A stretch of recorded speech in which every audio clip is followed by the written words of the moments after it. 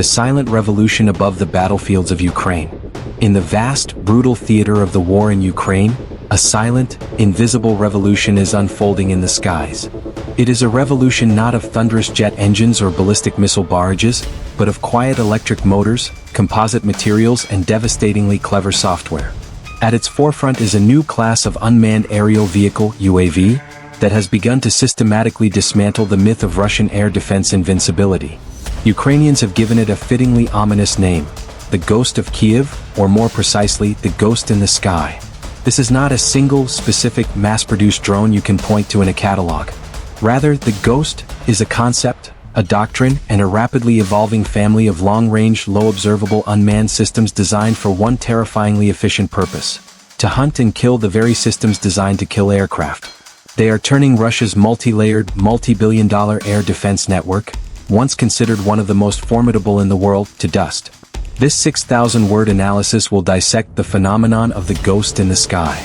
We will explore its technological genesis, its tactical employment, the specific Russian systems it targets, the profound strategic implications of its success, and what it means for the future of warfare across the globe. The Russian A2/AD bubble. Russia entered the war boasting a dense and integrated anti-access/area denial, A2/AD, network. This multi-echelon system was designed to create an impenetrable bubble over contested territory, denying freedom of movement to enemy aircraft. Its layers included long-range S-400 Triumph, NATO, SA-21 Growler, with claimed engagement range of up to 400 kilometers against aerodynamic targets and 60 kilometers against ballistic missiles. Medium-range S-300V4/PMU series, SA-23 Gladiator/SA-20 Gargoyle, the workhorse of Russian long-range air defense, with ranges up to 250 kilometers. Short-range, Buk M1/M2/M3, SA-11 Gadfly/SA-17 Grizzly, famous for downing Malaysia Airlines flight MH17 with ranges of 30 to 70 kilometers. Point defense, Pantsir S-1 SA-22 Greyhound, a gun and missile system designed to engage cruise missiles, drones, and low-flying aircraft at very short ranges, up to 20 kilometers for missiles, 4 kilometers for guns. Very short range, a plethora of man-pads, man-portable air defense systems, like the Igla, SA-24 Grinch, and Verba, and radar-guided anti-aircraft guns like the Tunguska. This network was supplemented by extensive ground-based radar coverage, including early warning, acquisition, and fire control radars. On paper, it was overwhelming. Ukraine's small, aging air force of MiG-29s and Su-27s stood little chance in a direct confrontation. Flying meant almost certain death. The Ukrainian dilemma and solution. Ukraine could not compete symmetrically. It could not build a new air force or match Russia's missile inventory. It had to think asymmetrically. The solution emerged from two key realizations. Air defense systems are offensive weapons only when they are hidden and protected. Once located and exposed, they are incredibly vulnerable, high-value targets. The hunter can become the hunted. The radars that make these systems lethal, emitting powerful electronic signals to find targets, are also their greatest vulnerability. They are a beacon announcing their presence and location to any enemy system designed to listen. Thus, the requirement was born. Ukraine needed a cheap, long-range, stealthy, and precise drone that could penetrate deep behind enemy lines, avoid detection by flying low and using radar-absorbent materials and shapes, locate enemy air defense emplacements by passively listening for their radar emissions or through visual identification, either guide other weapons, like HIMARS rockets, to the target or itself act as a kamikaze drone, loitering munition, to destroy it. The Ghost in the Sky was the answer to this requirement. Anatomy of a Phantom. Deconstructing the Ghost drone.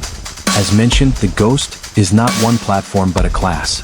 However, by examining the characteristics of known Ukrainian drones that fit this role, we can build a profile. Design philosophy, stealth and simplicity. Unlike the sleek, jet-powered UCAVs, unmanned combat aerial vehicles, like the American MQ-9 Reaper or Turkish Bayraktar TB2, which became famous early in the war but grew vulnerable to upgraded Russian air defenses, the Ghost prioritizes low observability and cost-effectiveness over payload or loiter time. Airframe typically features a flying wing design or a blended wing body.